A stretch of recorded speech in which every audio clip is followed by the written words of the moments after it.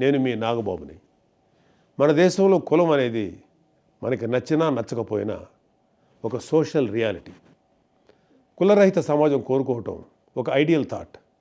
అది చాలా ఉన్నతమైన ఆలోచన. మనం గుర్రం జాషువా గారు చెప్పిన విశ్వనరుడు అనే పరిణితి అందరికీ వచ్చిన రోజు మనకు అసలు రాజకీయ పార్టీలు అవసరమే లేదు.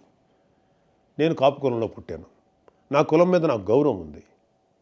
అయినా వేరొకరిని కించపరచినంత వరకు ఎవరి కులం మీద వాళ్ళ గౌరవం అభిమానం ఉండటం నేరం ఏమీ కాదు కదా. అయినా కులం అనేది అందరికీ బై బర్తే కానీ ఎవరికి బై చాయిస్ కాదుగా. మనం ఎక్కడ పుట్టాలో మనం నిర్ణయించుకోలేం, కానీ ఎలా బతకాలో అది మాత్రం మనం నిర్ణయించుకోవచ్చు. బట్ రాజకీయాల్లో ఐడియల్ సినారియోస్ కన్నా ప్రాక్టికల్గా ఉంటూ రియలిస్టిక్గా మాట్లాడాలి కాబట్టి కులం అనే రియాలిటీ గురించి మాట్లాడక తప్పదు. అందుకే పవన్ కళ్యాణ్ గారు ఎంతగానో ఆలోచించి జనసేన మూల సిద్ధాంతాల్లో ఒకటైన కులాలను కలిపే ఆలోచన విధానం గురించి చెప్పారు.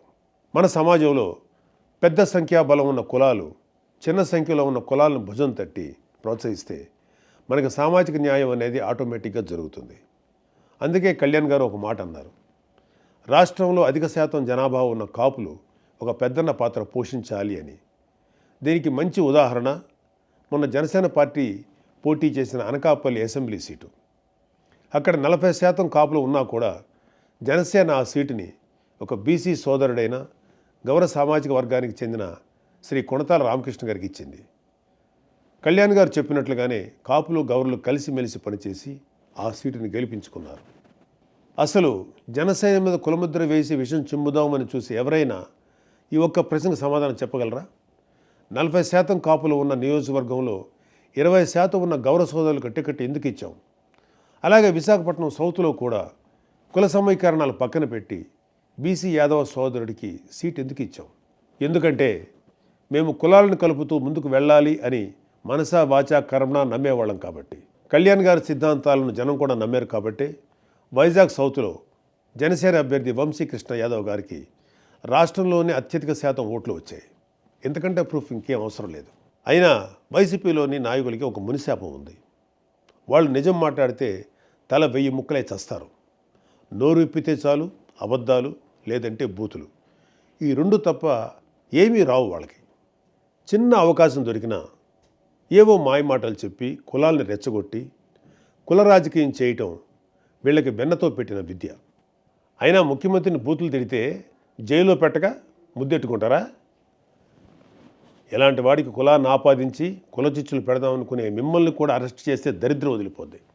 అయినా కాపు కులాన్ని పట్టుకొని తాగుబోతులు తిరుగుబోతులు అంటూ పిచ్చి పిచ్చిగా మాట్లాడే అంబటి రాంబాబు లాంటి వాడిని కాపు కులానికి ఒక ఐకాన్గా రంగాగారి బొమ్మ పక్కన రాంబాబు బొమ్మ పెట్టి రుద్దే మీ వైసీపీ బ్యాచ్ని నేను కొన్ని ప్రశ్నలు అడుగుతాను. వీలైతే సమాధానం చెప్పండి. 1. 2024 ఎలక్షన్లో గ్రేటర్ రాయలసీమలో అంటే పాత ప్రకాశం, నెల్లూరు, చిత్తూరు, కడప, కర్నూలు, అనంతపూర్ ఈ 6 జిల్లాల్లో దాదాపుగా 15-20% బలిజ కాపు ఉన్నా కూడా ఒక్క ఎంపీ సీటు కూడా ఇవ్వలేదు. 74 అసెంబ్లీ సీట్లలో ఒక్క పరుచూరు తప్ప ఇంకా ఏ సీటు కాపులకు ఇవ్వలేదు వైసీపీ. ఈ వైసీపీ కాపు నాయకులు ఒక్కరైనా అంటే అంబటి కానీ పేర్ని నాని కానీ జగన్ని ప్రశ్నించారా? 2. రాజంపేట ఎంపీ సీటు ఎప్పటి నుంచో బలిజలు ప్రాతినిధ్యం వహిస్తున్న సీటు. వైఎస్ రాజశేఖర రెడ్డి గారి స్నేహితుడు అన్నయ్య గారి సాయి ప్రతాప్ కూడా అక్కడి నుంచి గెలవడమే కాకుండా కాంగ్రెస్ హయాంలో కేంద్ర మంత్రిగా కూడా అయ్యారు.